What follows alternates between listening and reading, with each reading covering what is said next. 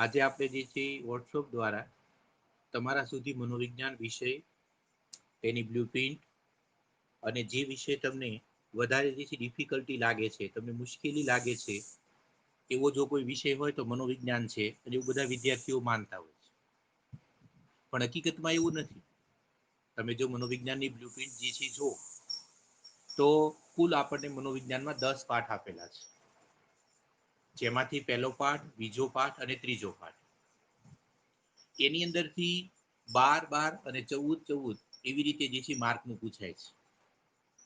જો તમે મનોવિજ્ઞાનની અંદર 5 પાઠ તૈયાર કરો, પહેલો, બીજો, ત્રીજો, 7મો અને 8મો, આ બધા જ પાઠ જે છે 12 માર્કના છે.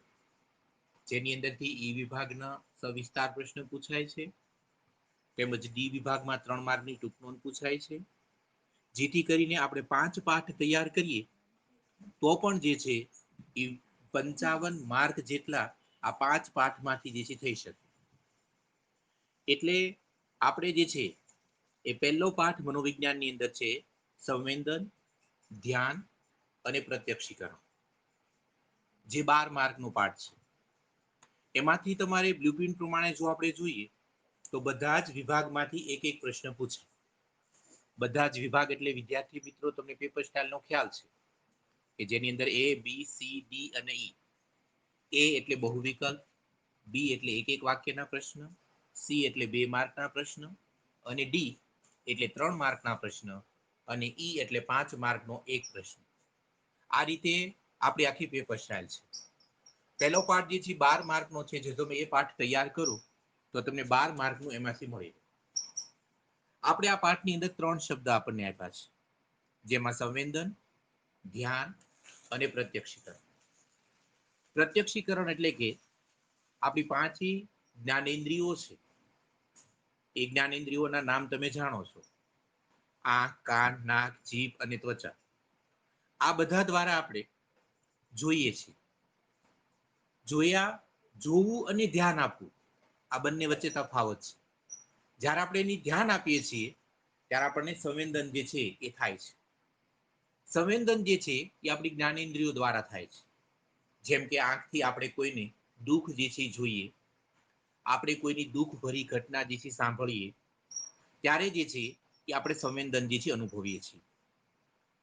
સંવેદન જે છે ધ્યાન અને પ્રત્યક્ષીકરણની અંદર જો આપણે સવિસ્તાર પ્રશ્ન જે છે જોવા જઈએ તો ઓછામાં ઓછા 3 થી 4 જે છે એ સવિસ્તાર પ્રશ્ન છે, જેની અંદર આપણી 5 જ્ઞાનેન્દ્રિયો જે છે એની 3 માર્કની ટૂંક નોંધ છે. એ જ્ઞાનેન્દ્રિયો જે છે એના 5 પ્રકાર છે, જે દ્રષ્ટિ સંવેદન, શ્રવણ સંવેદન, ગંધ સંવેદન, સ્વાદ સંવેદન અને સ્પર્શ સંવેદન. આને આપણે મનોવિજ્ઞાનની ભાષામાં જોઈએ તો અલગ અલગ રીતે પણ એના નામ જે છે, અને આપણી ભાષાની દ્રષ્ટિએ જો આપણે યાદ રાખવું હોય તો આપણે આંખ, કાન, નાક, જીભ અને ત્વચા એ રીતે પણ આપણે યાદ રાખી શકીએ. હવે વિદ્યાર્થી મિત્રો, આજે મેં તમને અત્યારે બતાવ્યું એ મનોવિજ્ઞાનના સમગ્ર પહેલો જે પાઠ છે સંવેદન, ધ્યાન અને પ્રત્યક્ષીકરણ, એમાં શું શું આપેલું છે એના વિશે મેં તમને ધ્યાન દોર્યું. હવે આપણે પ્રશ્ન પદ્ધતિથી ભણવાનો પ્રયત્ન કરશું, જે તમારા માટે એક નવો જે છે એ વિષય છે. તમે અત્યાર સુધી પુસ્તકમાંથી પાઠને આધારે ભણ્યા છો. આજે આપણે પ્રશ્ન પદ્ધતિથી જે છે શરૂઆત કરશું. તમને પણ એમાં મજા આવશે. વિભાગ ઈ ની અંદર જે 5 માર્કના પ્રશ્ન પૂછાય છે એની માનો પહેલો પ્રશ્ન જે છે એ હું તમારી સામે બોલું છું. ધ્યાનનો અર્થ આપી તેનું સ્વરૂપ, લક્ષણો સમજાવો. ફરીથી બોલું છું. ધ્યાનનો અર્થ આપી તેનું સ્વરૂપ સમજાવો અથવા ધ્યાનનો અર્થ આપી તેના લક્ષણો સમજાવો. આ બંને પ્રશ્ન એક જ છે. વિદ્યાર્થી મિત્રો, જો તમે નોટ અને પેન લઈને બેઠા હોય તો સાથે પ્રશ્ન જે છે એ તમે લખી પણ શકો છો, અને હું તમને જે પ્રસ્તાવના, પછી એનો અર્થ, પછી એની અંદર આવતા જે છે લક્ષણો, આ બધું ક્રમમાં સમજાવતો જઈશ, અને એક પછી એક મુદ્દાઓ જે છે વારંવાર તમારી સામે રજૂ કરીશ, જેથી કરીને તમે સરળતાથી એ પ્રશ્નને તમે લખી પણ શકશો. ફરીથી પ્રશ્ન બોલું છું. ધ્યાનનો અર્થ આપી તેનું સ્વરૂપ અથવા ધ્યાનનો અર્થ આપી તેના લક્ષણો સમજાવો. 5 માર્કનો પ્રશ્ન છે. વિભાગ ઈ ની અંદર પૂછાય છે. પ્રસ્તાવના જોઈએ તો એવું કહી શકાય કે વ્યક્તિના સંપર્કમાં ચારે બાજુ અસંખ્ય ઉદ્દીપકો રહેલા છે. ફરીથી પેલું વાક્ય બોલું છું. વ્યક્તિના સંપર્કમાં ચારે બાજુ અસંખ્ય ઉદ્દીપકો રહેલા છે. ઉદ્દીપકો એટલે શું? જે આપણું ધ્યાન કેન્દ્રિત કરે એને આપણે ઉદ્દીપક કહી શકીએ. તમે રસ્તા ઉપર જતા હોય, વાહનોનો અવાજ, પક્ષીઓનો અવાજ, માણસોનો કોલાહલનો અવાજ, આ બધા ઉદ્દીપકો છે. અને આપણને ખબર છે કે આપણી આજુબાજુ અસંખ્ય એટલે કે ગણી ન શકાય એવા અવાજો આપણી બાજુ છે, જે વ્યક્તિની જ્ઞાનેન્દ્રિયો દ્વારા તેના મગજ સુધી પહોંચે. આ ઉદ્દીપકોને આપણે સુધી કોણ પહોંચાડે? તો કે જ્ઞાનેન્દ્રિયો. જ્ઞાનેન્દ્રિયો મેં તમને હમણાં કીધી. કઈ કઈ જ્ઞાનેન્દ્રિયો છે? કુલ 5: આંખ, કાન, નાક, જીભ અને ત્વચા. આ પાંચેય જ્ઞાનેન્દ્રિયો જે છે એ કોઈ પણ સંદેશો હોય એ આપણા સુધી પહોંચાડે. દાખલા તરીકે સાંભળવાની વસ્તુ છે તો એ કાન દ્વારા સાંભળીને મગજ જે છે સંદેશો પહોંચાડે છે મગજને. સૂંઘવાનું હોય તો નાક દ્વારા જે છે, જીભ હોય તો સ્વાદનો અનુભવ આપણને કરાવે છે. આ રીતે સંદેશાઓ જે છે એ આપણા સુધી પહોંચાડે. ફરીથી બે મુદ્દા બોલું છું વિદ્યાર્થી મિત્રો. વ્યક્તિના સંપર્કમાં ચારે બાજુ અસંખ્ય ઉદ્દીપકો રહેલા છે. વ્યક્તિની જ્ઞાનેન્દ્રિયો દ્વારા તેના મગજ સુધી આ પહોંચાડે છે. આવા અનેક ઉદ્દીપકોમાંથી કેટલાક ઉદ્દીપકો પ્રત્યે વ્યક્તિના મનનું કેન્દ્રિત થવું. આપણે ફરીથી બોલું છું. આવા કેટલાક ઉદ્દીપકો પ્રત્યે વ્યક્તિના મનનું કેન્દ્રિત થવું, એને ધ્યાન કહેશું આપણે. કારણ કે આપણે એટલા બધા ઉદ્દીપકો જ્યારે સાંભળીએ છીએ ત્યારે આપણે બધા જ ઉદ્દીપકો પ્રત્યે ધ્યાન આપતા નથી. આપણે ક્લાસરૂમમાં ભણતા હોય, બાજુમાંથી કોઈ વાહનનો અવાજ આવે તો આપણું વાહન તરફ ધ્યાન જાય છે. તમે કોઈ પણ એક જગ્યાએ ધ્યાન આપી શકો, ક્લાસમાં કા બહારનો અવાજ આવે છે તેમ. તો આપણે કોઈ પણ જગ્યાએ આપણા મનનું કેન્દ્રીકરણ જે કરીએ છીએ એને ધ્યાન તરીકે ઓળખવામાં આવે છે. ધ્યાન એ ચિત્તની એકાગ્રતા અને સંવેદનાનું પ્રવેશ દ્વાર છે. જોજો વિદ્યાર્થી મિત્રો, આ મુદ્દો મહત્વનો છે કે ધ્યાન એ ચિત્તની એકાગ્રતા, તમારી અંદર અત્યારે આ હું ભણાવું છું ને તમે સાંભળી રહ્યા છો, એ જો તમારી અંદર એકાગ્રતા હશે તો જ તમે સારી રીતે એને સમજી શકશો. સંવેદના, સંવેદના એટલે શું? કોઈ પણ સંવેદના બે સુખદ અને દુઃખદ બે પ્રકારની હોય. તો સંવેદનાનું જે છે એ પ્રવેશ દ્વાર કોઈ હોય તો ધ્યાન છે. જ્યારે આપણે પહેલા ધ્યાન દઈએ છીએ પછી આપણે જે છે એની પર એકાગ્ર થઈએ છીએ. અને સંવેદના એટલે કે દુઃખદ વાત તો હોય તો આપણે દુઃખી થઈએ છીએ, આનંદની વાત હોય તો આનંદ અનુભવીએ છીએ. એ બેનું પૂર્વ દ્વાર છે. દાખલા તરીકે કઈ રીતે? તો આપણે ઉદાહરણ જોઈએ કે શેરીમાં આવતા વાહનોમાંથી પોતાના વાહનનો હોર્નનો અવાજ ઓળખવો. તમારા પપ્પા જે છે એ જે કઈ પ્રકારની જે છે એ વાહન ચલાવે છે, તમારી બાઇક છે, એ ઘરે લઈને જ્યારે આવે ત્યારે દરેક ગાડીઓના હોર્ન જે છે તમારી શેરીમાં હોય, પણ તમે ઘરમાં હોય છતાં પણ જે છે એ તમારા પપ્પા કે તમારા મમ્મી કે તમારા ફેમિલીમાંથી ભાઈ બહેન જે છે એ કોઈ ગાડી લઈને આવે તમારી અને દૂરથી હોર્ન મારે તો તમે ઓળખી જાઓ છો કે આ મારી જ ગાડીનો હોર્ન છે. શું કામ? કારણ કે આટલા બધા અવાજો વચ્ચે એની પ્રત્યે તમે એકાગ્ર થયા અને તમે જાણી શક્યા. ફરીથી આખી પ્રસ્તાવનાના મુદ્દા બોલી જાઉં છું મિત્રો. વ્યક્તિના સંપર્કમાં ચારે બાજુ અસંખ્ય ઉદ્દીપકો રહેલા છે, જે વ્યક્તિની જ્ઞાનેન્દ્રિયો દ્વારા તેના મગજ સુધી પહોંચે. આવા ઉદ્દીપકોમાંથી કેટલાક ઉદ્દીપકો પ્રત્યે વ્યક્તિના મનનું કેન્દ્રીકરણ થવું, તેને આપણી ભાષામાં આપણે ધ્યાન તરીકે ઓળખીશું. ધ્યાન એ ચિત્તની એકાગ્રતા અને સંવેદનાની પૂર્વ શરત છે. આ એક વાક્યમાં પણ આપણને પૂછાય. દાખલા તરીકે શેરીમાં આવતા વાહનોમાંથી પોતાના વાહનના હોર્નનો અવાજ ઓળખો. ધ્યાનનો અર્થ જોઈએ વિદ્યાર્થી મિત્રો. મુદ્દો પાડવાનો છે સ્ટાર કરીને. ધ્યાનનો અર્થ.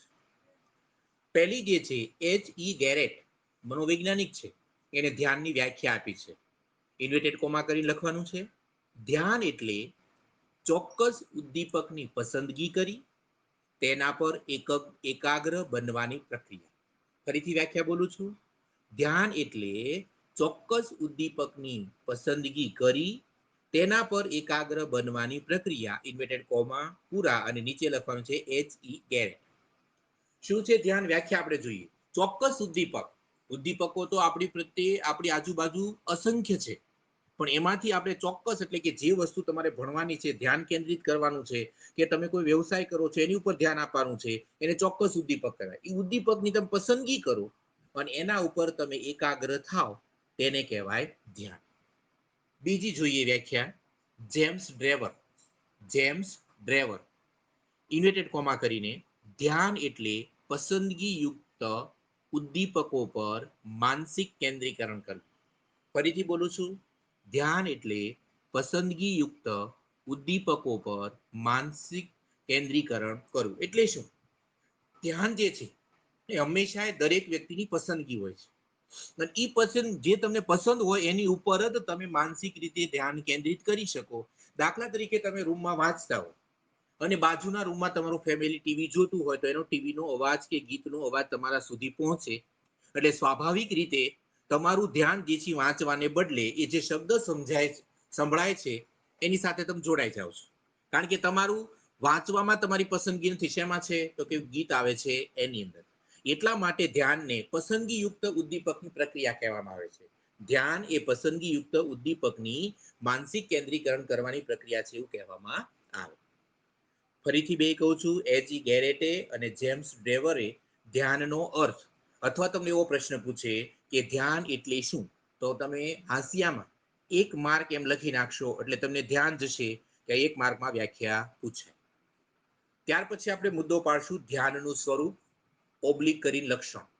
ધ્યાનનું સ્વરૂપ ઓબ્લિક કરીને લક્ષણ. ધ્યાનનું સ્વરૂપ કે લક્ષણો બંને વસ્તુ એક જ છે, જેના 7 લક્ષણો છે. એ 7 લક્ષણો એટલા સહેલા છે વિદ્યાર્થી મિત્રો, કે તમારે પહેલા 7 મુદ્દાઓ જે છે કડકડાટ કરી લેવાના છે. પછી તમે એની અંદર ઉદાહરણ સહિત આપણે એટલું સરસ લખ્યું છે કે તમે એક વખત વાંચશો તો પણ તમને યાદ રહી જશે. પહેલું છે ધ્યાન પસંદગીયુક્ત પ્રક્રિયા છે.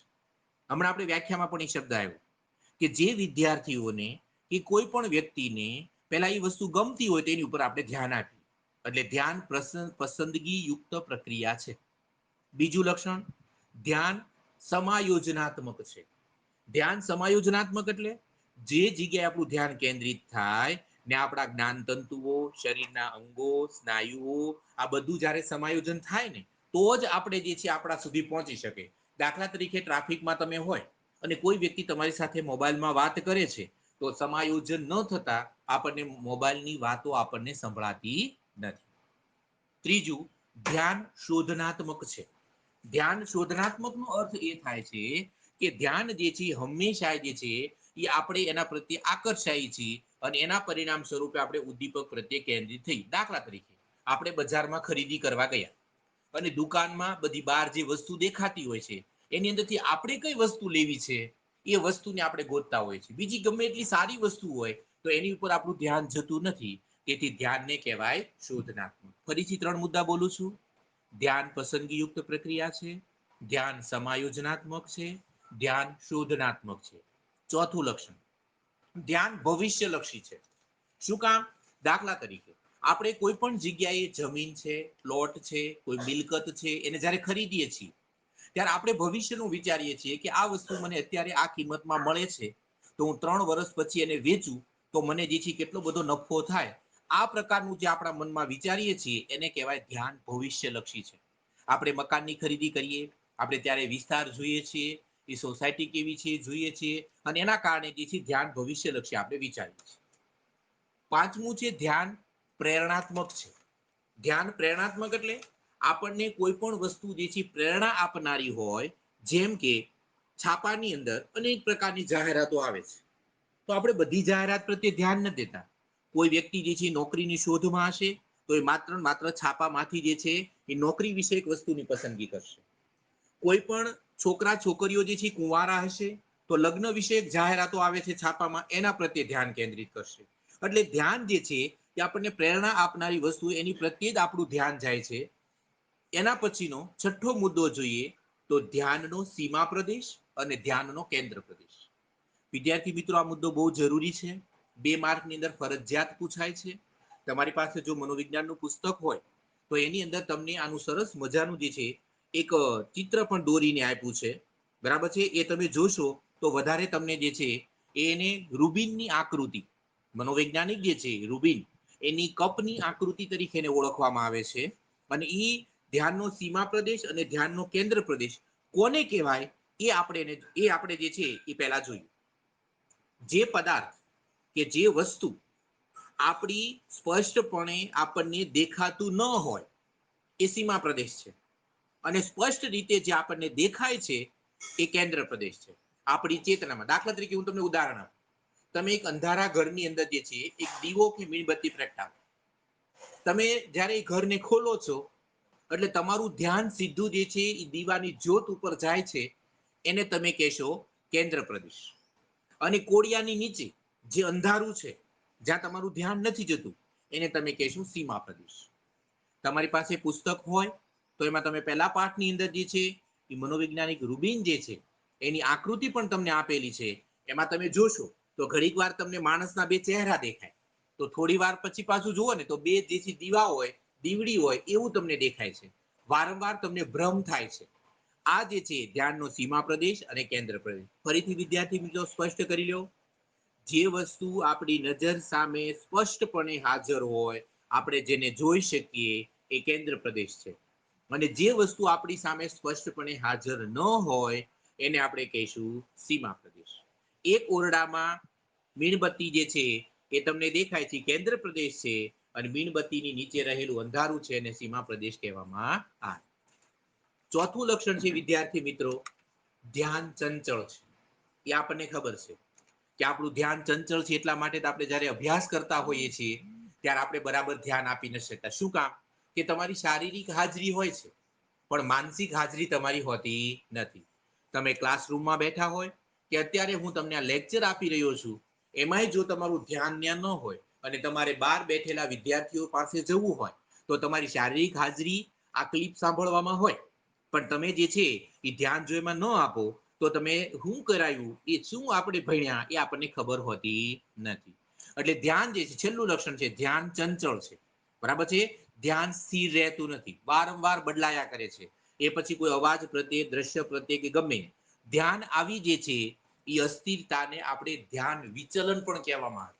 મનોવિજ્ઞાનની ભાષામાં જો આપણે જોઈએ તો આપણે એમ કહીએ છીએ કે ભાઈ ધ્યાન નથી દેતા, પણ હકીકતમાં મનોવિજ્ઞાનની ભાષામાં એને ધ્યાનની અસ્થિરતા અથવા તો એને ધ્યાનનું વિચલન તરીકે પણ ઓળખવામાં આવે. ફરીથી વિદ્યાર્થી મિત્રો લક્ષણો બોલી જાઉં છું સાથે સાથ. તમારે નોંધ કરવી હોય તો લખી નાખજો. ધ્યાન પસંદગીયુક્ત પ્રક્રિયા છે. ધ્યાન સમાયોજનાત્મક છે. ધ્યાન શોધનાત્મક છે. ધ્યાન ભવિષ્યલક્ષી છે. ધ્યાન પ્રેરણાત્મક છે. ધ્યાન સીમા પ્રદેશ અને કેન્દ્ર પ્રદેશ હોય છે ધ્યાનને, અને છેલ્લું ધ્યાન ચંચળ હોય છે. જ્યારે આ વિદ્યાર્થી મિત્રો આપણે પ્રશ્ન ભણ્યા એમાં પ્રસ્તાવના, અર્થ અને આ મુદ્દા આટલું તમને આ પ્રશ્નની અંદર પરફેક્ટ આવડવું જોઈએ. પછી તમે આ મુદ્દાઓને આધારે એક પછી એક તમે સમજાવતા જાઓ, અંદર ઉદાહરણ આપતા જાઓ, એટલે 5 માર્કનો પ્રશ્ન તમારો સરળતાથી તૈયાર થઈ શકશે. હવે આપણી 5 મુદ્દાની અંદર કયા કયા મુદ્દાઓ આવે એના ઉદાહરણ જે છે એ આના પછીના જ્યારે આપણે લેક્ચરમાં જે છે મળીએ ત્યારે આપણે વિસ્તારથી એની અંદર તમને લખાવતા જશું અને ઉદાહરણ સાથે સમજાવતા જશું.